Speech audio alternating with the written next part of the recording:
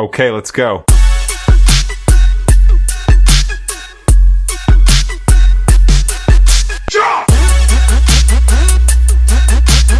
سلام، به اسپیک اند شاین ویت مروا خوش اومدین. وای میدونی چیه؟ راستش رو بخواید من دیگه واقعا از دست این قوانین گرامری سنتی و خوش خسته شدم. یعنی احساس میکنم مغزم دیگه کشش این همه فرمول حفظ کردن رو نداره. آره، کاملا درکت میکنم. خیلی از زبان آموزها دقیقاً همین حس رو دارن، مگه نه؟ همش احساس میکنن باید کلی فکر کنن تا فقط یه جمله ساده بسازن. اما خب خبر خوب اینه که امروز قرار نیست هیچ قانون گرامری خسته کننده‌ای رو حفظ کنیم. توی این تحلیل قرار یاد بگیریم چطور بدون فکر کردن خیلی اتوماتیک و طبیعی انگلیسی واقعی رو صحبت کنیم. دقیقاً. و بچه‌ها این جمله واقعاً جالب و کلیدیه. میگه شما مشکل گرامری ندارید، شما مشکل لحن و ادب دارید. خب یعنی چی واقعاً؟ یعنی من بی‌ادبم؟ نه بابا، اصلاً منظور این نیست که شما بی‌ادب هستید. نکته اصلی اینجاست که ما توی زبان انگلیسی یه سری کلمات داریم که به شدت نشان دهنده احترام هستن. ببینید، تصور کنید زبان انگلیسی معمولی مثل پوشیدن یک تیشرت روزمره و راحته.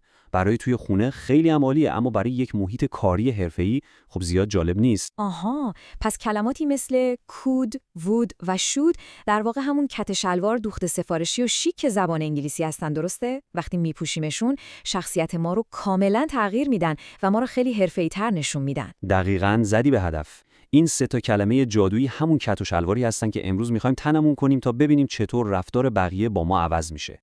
خب بریم سراغ بخش اول، دفتر کار بزرگ. ارتقای کلمه could.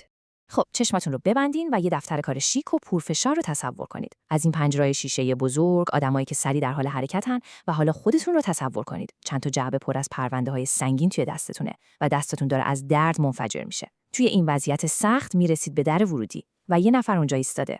اگه همون تیشرت معمولی تنمون باشه، خیلی راحت میگیم Can you open the door؟ ببینید این جمله اصلاً بد نیست، اما فقط داره درباره توانایی فیزیکی اون شخص سوال میکنه. انگار دارید میپرسید دستات کار میکنه که در رو باز کنی؟ خب حالا بیایید اون کت و شلوار شیکمون رو بپوشیم. نسخه ارتقا یافته میشه Could you open the door؟ وای، این ارتقا چقدر زیباست. استفاده از کد لحن شما رو به شدت نرمتر، ملایمتر و البته خیلی محترمانه کار میکنه.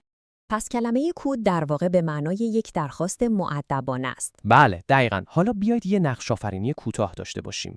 تصور کنید توی یک جلسه کاری بسیار مهم با یه مشتری بزرگ هستید. فضا به شدت سنگینه. اگه بهش بگید Can you read this file؟ انگار دارید مثل یک رئیس بهش دستور میدید. اما اگه با همون اقتدار بگید Could you read this file please؟ اون وقت چی؟ اوه، بی‌نظیره. با این جمله شما شبیه یه مدیر ارشد قدرتمند اما بسیار با وقار و مؤدب به نظر می رسید. این دقیقاً همون قدرت کلمه کود هست که بدون اینکه قدرتتون رو کم کنه به شما احترام میده. بسیار خوب، میرسیم به بخش دوم، کافه زیبا. ارتقای کلمه would. پسر، حالا اون دفتر پر از استرس رو کلاً فراموش کنید. تصور کنید توی یک کافه بسیار دنج و زیبا نشستید. بوی قهوه تازه تو فضا پیچیده، صدای ملایم موسیقی میاد و گارسون با لبخند میاد سمت میز شما. اگه بهش بگید I want coffee. خب راستش رو بخواید این جمله من رو یاد یه بچه کوچولو میندازه که داره گریه میکنه و با لجبازی میگه من اسباب بازی میخوام. خیلی خام و یه جورایی تهاجمیه. اما حالا بیایید ارتقاش بدیم و بگیم I would like a coffee. عالیه. این جمله مثل یه قطعه موسیقی میمونه. به شدت شیک و حرفه‌ایه. قطعاً گارسون با شنیدن این جمله حس خیلی بهتری پیدا میکنه و با لبخند واقعی و احترام بیشتری بهتون سرویس میده. جالبه بدونین ما حتی میتونیم جای کلمات رو عوض کنیم تا جادو اتفاق بیفته. مثلا جمله Would you like some help رو در نظر بگیرید. فرض کنید این بار شما هستید که میخواید به همکارتون که کلی جعبه دستشه کمک کنید. به جای اینکه فقط خیلی غیر رسمی بگید کمک میخوای، این جمله مؤدبانه رو استفاده میکنید. این نشون میده که چطور کلمه would خواسته ها و پیشنهادات شما رو واقعاً به طلا تبدیل میکنه. پس با این حساب مفهوم اصلی would در واقع حذف کردن حالت تهاجمی و جایگزین کردن اون با یک احترام کاملا حرفه‌ایه. دقیقاً همینه. مثلا وقتی تو محیط کار میخواید مدیرتون رو ببینید، اصلاً نباید بگید I want a meeting with you. چون با این جمله انگار میخواید مدیرتون رو همونجا اخراج کنید. در عوض وقتی از کلمه would استفاده میکنید، همه چیز در نهایت احترام پیش میره و شما شبیه یک فرد کاملاً بالغ و حرفه‌ای به نظر میرسید. خب رسیدیم به سومین کلمه جادویی امروزمون. بخش سوم، همکار مضطرب. ارتقای شوب. دختر یه همکار و دوست صمیمی رو توی دفتر کارتون تصور کنید که سرش از یه مشکل خیلی بزرگ توی پروژه حسابی درد میکنه و به شدت استرس داره. پسر، شما قصد دارید بهش کمک کنید. اگه بهش بگید talk to your manager، این دقیقاً مثل یه دستوره. انگار دارید تو اون شرایط پر استرس سرش داد میزنید. خب اون شخص همین الانش هم مضطربه، اصلا نیازی به دستور نداره که. اما اگر بهش بگید you should talk to your manager، میبینید این جمله چقدر عالیه؟ اضافه کردن should دقیقاً مثل یه آغوش گرم برای یه ذهن خسته و پر از استرس میمونه. دختر، پس همیشه به یاد داشته باشید should هرگز یک دستور نیست. should یعنی یک نصیحت و پیشنهاد کاملاً دوستانه و امن. بله. وقتی از شود استفاده می‌کنید، شخص مقابل احساس می‌کنه که هنوز حق انتخاب با خودشه. مثلا به همکار خسته‌تون میگید You should take a break. یعنی باید یه استراحتی بکنی.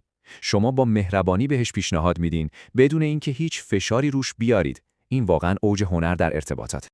پسر، و حالا میرسیم به بخش هیجان انگیز ماجرا. بخش 4، آزمایشگاه خطا، یک مقایسه هوشمندانه. وای، من عاشق این بخشم. ما قراره تمام این قدرت‌های مؤدبانه رو به چالش بکشیم. کل تحلیل امروز رو می‌خوایم توی یک نگاه با هم مرور کنیم. من توی نقش اون آدم با انگلیسی معمولی و همون تیشرت پوش بازی می‌کنم و تو زحمت اصلاحش رو بکش. حتما قبوله. وضعیت اول: من شدیداً نیاز به کمک دارم. میگم can you help me؟ و من با کت و شلوار مؤدبانه جواب میدم. Could you help me؟ وضعیت دوم: خیلی تشنم. I want coffee. ارتقای شیک و حرفه‌ای I would like coffee. و در نهایت وضعیت سوم: دوستم تو محل کار کاملا سردرگمه. Talk to your boss. و اون آغوش گرم زبانی You should talk to your boss. بچه‌ها می‌بینید با تغییر دادن فقط یک کلمه کوچیک کل احساس جمله و شخصیت شما عوض میشه. این واقعاً جادوی زبانه. دختر، یه قانون طلایی وجود داره که میگه Speak English but speak it nicely. یعنی انگلیسی صحبت کنید اما زیبا صحبت کنید. این در واقع مهمترین درسیه که باید از این تحلیل با خودتون ببرید. وقتی با احترام با ادب صحبت می‌کنید، نحوه برخورد تمام آدمای اطراف با شما کاملا عوض میشه. کلمات مهربانانه و مؤدبانه باعث میشن افراد با کمان میل و از صمیم قلب بخوان به شما کمک کنن. یادتون باشه شما در ارتباطات دقیقاً همون چیزی رو دریافت می‌کنید که به دیگران میدید. و اما برای پایان یه چالش خیلی جذاب براتون داریم. بله، گوش بدید. Could you write a comment?